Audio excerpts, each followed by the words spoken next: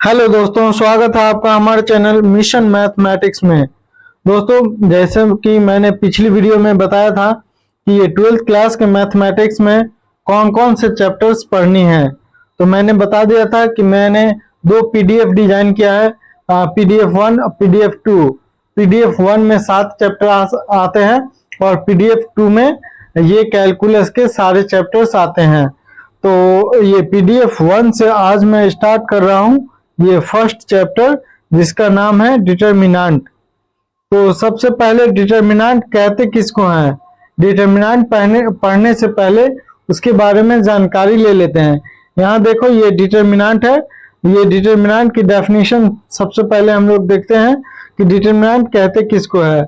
The number A B minus X Y which is written in the form of this, then this symbol is known as determinant.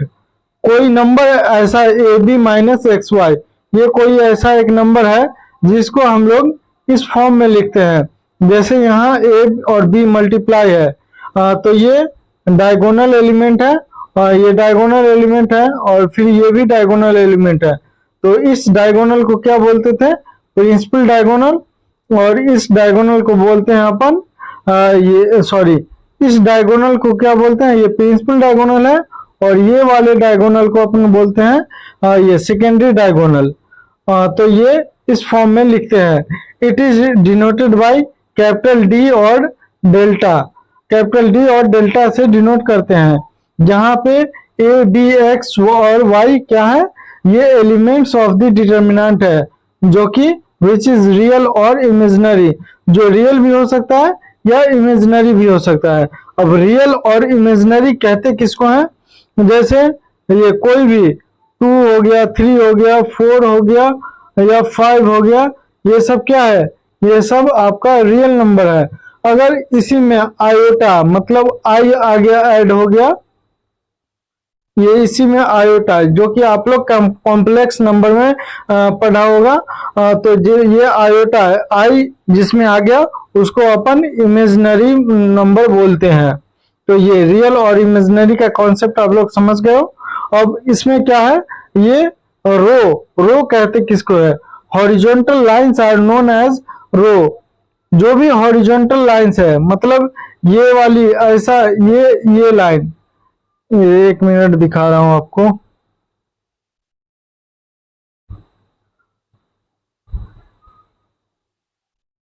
ये जो भी ये मतलब ये first row में जो भी एलिमेंट है ये हॉरिजॉन्टल है, और फिर ये फर्स्ट रो हो गया और फिर ये सेकेंड रो हो गया। तो ये जो भी यानी फर्स्ट सेकेंड जो हॉरिजॉन्टल लाइंस है उसको हम लोग क्या बोलते हैं, रो बोलते हैं।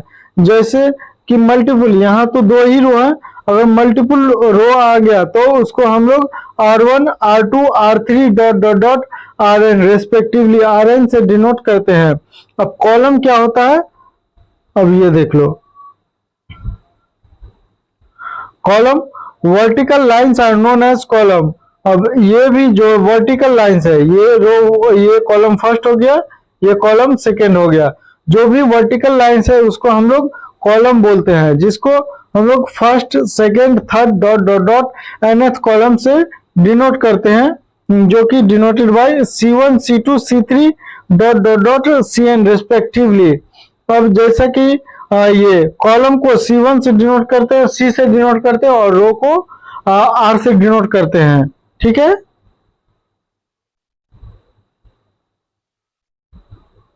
अब यहाँ पे सेकेंड ऑर्डर का डिटर्मिनेंट है। सेकेंड ऑर्डर डिटर्मिनेंट किसको कहते हैं, यहाँ ये डेल्टा का फॉर्म है, यहाँ ए बी एक्स और वाई ये एलिमेंट लिखा हुआ है। क्या बताया था कि ये वाले डायगोनल को अपन प्रिंसिपल डायगोनल बोलते हैं, जिसको शॉर्ट फॉर्म में पीडी से डिनोट करते हैं, और इसको मीन डायगोनल भी बोलते हैं, जिसको शॉर्ट फॉर्म में हम लोग एमडी से डिनोट करते हैं।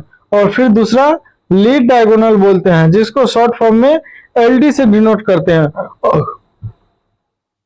और फिर ये हमारा सेकेंडरी डायगोनल है, जिसको हम लोग एसडी से डिनोट करते हैं।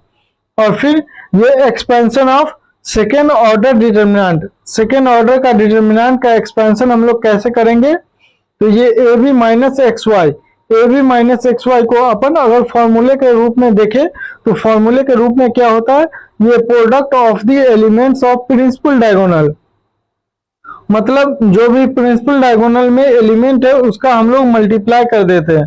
प्रोडक्ट किसको बोलते हैं, मल्टीप्लिकेशन को प्रोडक्ट बोलते हैं। तो जो भी प्रिंसिपल डायगोनल में एलिमेंट है उसको मल्टीप्लाई करके माइनस कर देंगे, जो भी सेकेंडरी डायगोनल के एलिमेंट में जो भी सेकेंडरी डायगोनल में जो भी एलिमेंट होगा उससे उसमें से माइनस कर देंगे। तो यही इसी को फॉर्मूले के रूप में लिखा है, product of the elements of principal diagonal minus product of the elements of secondary diagonal. तो ये अपना एक फॉर्मूला है जो कि ये डिटर्मिनेंट में हमेशा यूज होने वाला है। अब इसी पे बेस्ड एक क्वेश्चन देख लो आप लोग। यहाँ ये क्वेश्चन है, find the value of 2 7। First row में क्या कौन सा एलिमेंट है लिखा हुआ 2 7, सेकेंड रो में ये 3 और 9 है। तो अब फॉर्मूला क्या बताया था, product of the principal diagonal minus product of the elements of secondary diagonal. तो ये प्रिंसिपल डायगोनल अपने पास कौन सा है, ये प्रिंसिपल डायगोनल है, ये 2 और 9 ये प्रिंसिपल डायगोनल है। अब इस दोनों को हम लोग मल्टीप्लाई कर देते हैं, तो यहाँ पे कर दिया 2 × 9 minus product of the element of secondary diagonal. Secondary diagonal में कौन सा एलिमेंट है 7 और 3, तो 7 और 3 को माइनस कर दिया, तो ये 2 और 9 को मल्टीप्लाई किया तो 18 आ गया, और ये 7 × 3 कर दिया तो ये 21 आ गया, जिसको हम लोग सब्सट्रैक्ट करेंगे, माइनस करेंगे 18 में से 21 को, तो ये अपना -3 ये आंसर हो गया।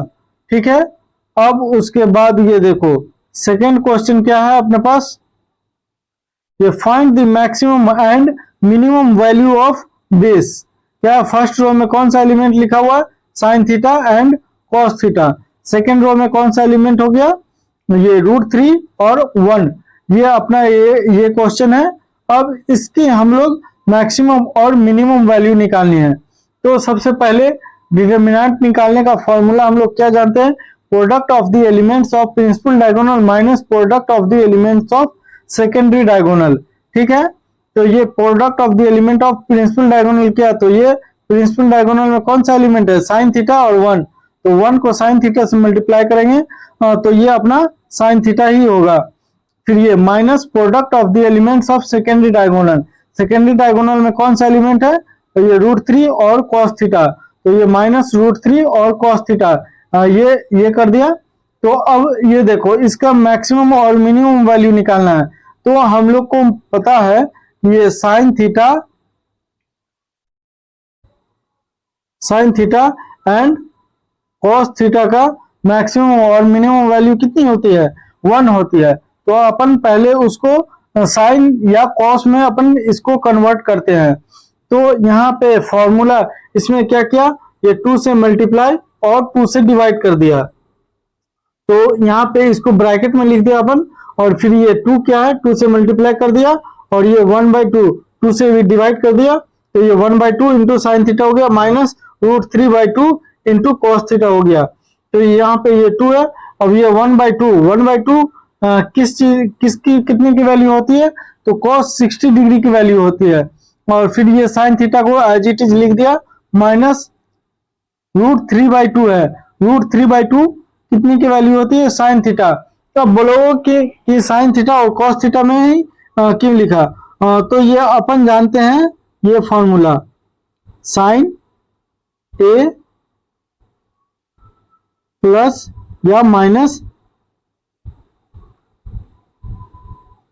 साइन ए माइनस बी का फॉर्मूला अपन क्या जानते हैं,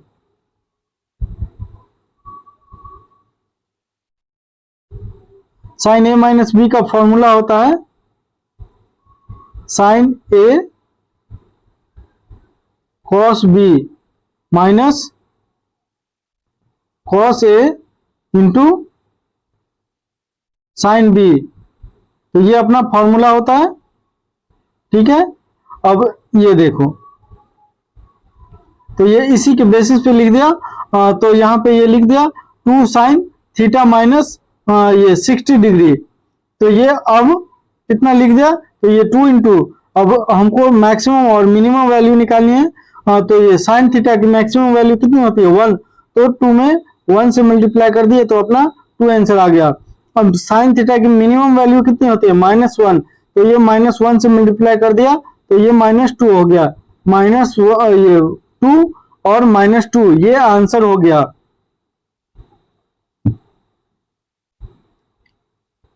अब उसके बाद ये थर्ड ऑर्डर का डिटर्मिनेंट देखना है।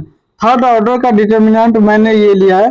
फर्स्ट रो में क्या लिखा हुआ है, ए एक्स और पी है। सेकेंड रो में क्या है, ये अपना इसको हम लोग R1 से डिनोट करते हैं, फिर ये इसको R2 से डिनोट करते हैं और फिर इसको R3 से डिनोट करते हैं। तो ये हो गया अपना। अब ये कॉलम फर्स्ट हो गया, ये सेकेंड हो गया और फिर ये थर्ड हो गया। तो कॉलम फर्स्ट में कौन कौन से एलिमेंट है, A B C. Second column में ये एक्स वाई जेड और ये थर्ड कॉलम में पी क्यू आर, ये अपना एलिमेंट है। ठीक है। अब कॉस थीटा, अब ये जो थर्ड ऑर्डर का डिटर्मिनेंट है इसको हमको कन्वर्ट करना है सेकेंड ऑर्डर के डिटर्मिनेंट में। तो सेकेंड ऑर्डर के डिटर्मिनेंट में कन्वर्ट करने के लिए अपने को सबसे पहले साइन ऑफ डिटर्मिनेंट जानना पड़ेगा। तो ये थर्ड ऑर्डर के डिटर्मिनेंट को अपन सॉल्व कर रहे हैं। तो ये अपने को ये फॉर्मूला, ये साइन अपने को माइंड में ख्याल रखना है। क्या, plus minus plus, minus plus minus, plus minus plus, ये वाले साइन को अपने माइंड में ख्याल रखना है। ठीक है।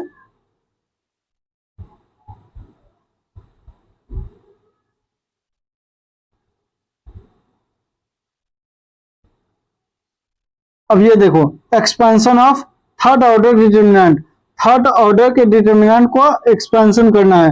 तो पहले इसको हम लोग क्या करेंगे, सेकेंड ऑर्डर के डिटर्मिनेंट में कन्वर्ट करेंगे। तो ये फर्स्ट ऑर्डर के, ये सेकेंड ऑर्डर के डिटर्मिनेंट में कन्वर्ट करना है।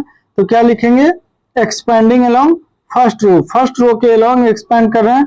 तो अपने पास क्या था, ये था ए बी सी, फिर यहाँ पे X Y Z P Q और आर, ये अपने पास ये ऑर्डर, इस ऑर्डर का डिटर्मिनेंट था।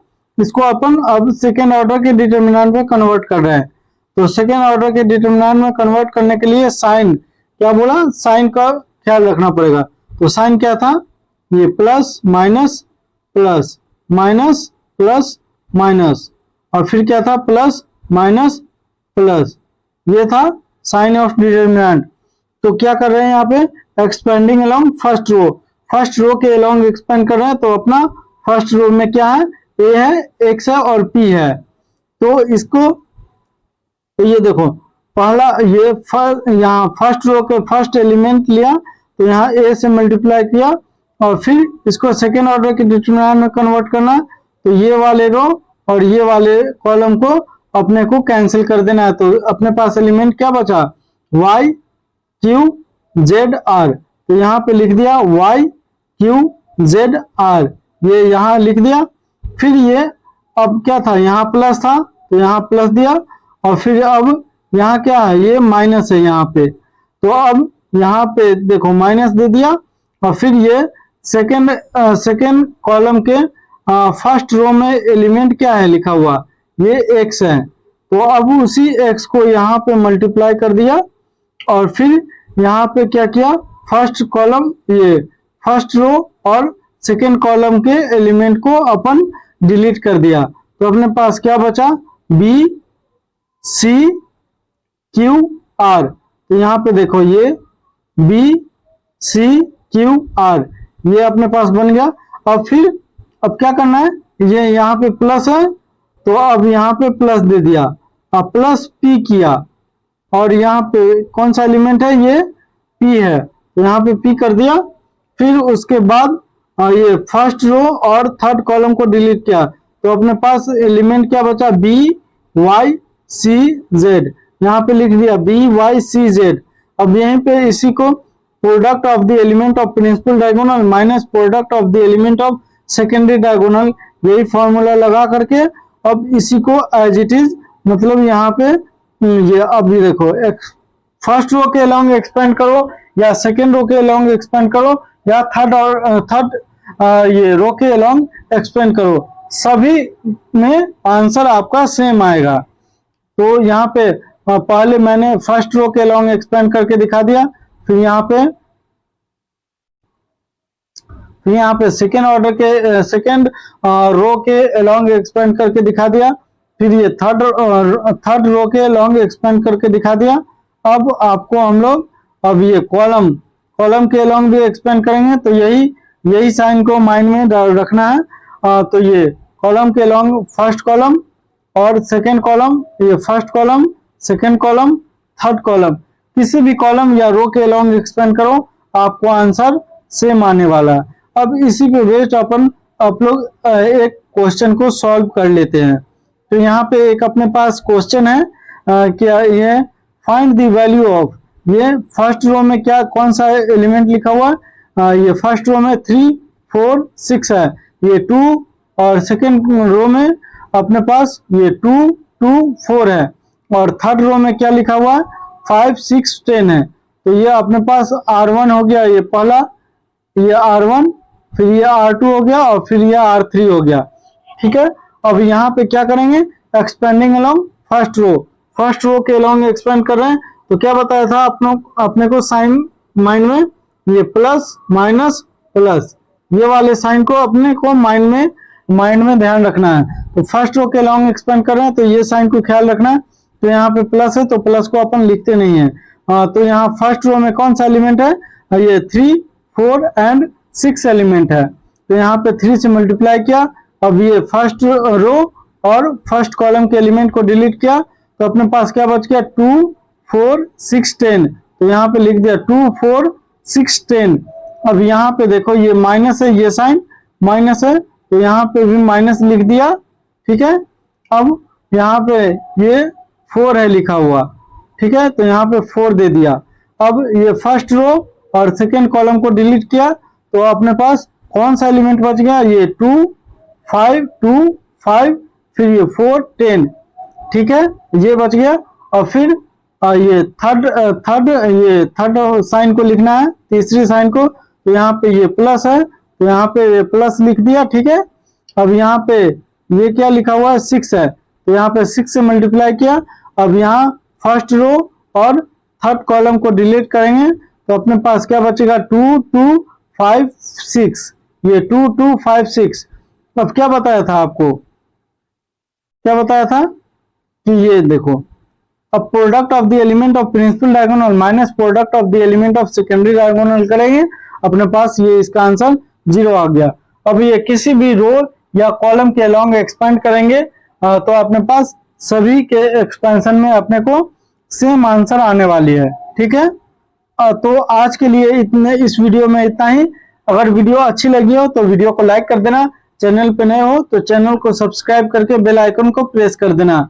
और आने वाली वीडियो में अपन देखेंगे कि इसका माइनर और ये कोफैक्टर कैसे निकालते हैं। यहाँ ये माइनर है, और फिर इसी का क्या देखेंगे, ये कोफैक्टर, ये माइनर निकाल दिया, फिर ये कोफैक्टर निकाल दिया। तो आने वाली वीडियो में अपन माइनर और कोफैक्टर ऑफ डिटरमिनेंट पढ़ेंगे। ठीक है, आज के लिए इतना ही, धन्यवाद। अगर मेरे वीडियो पे नए हो तो वीडियो को लाइक कर देना, चैनल पे नए हो तो चैनल को सब्सक्राइब करके बेल आइकन को प्रेस कर देना, ताकि मेरे हर एक वीडियो की नोटिफिकेशन आप तक इजीली मिलती रहे। धन्यवाद।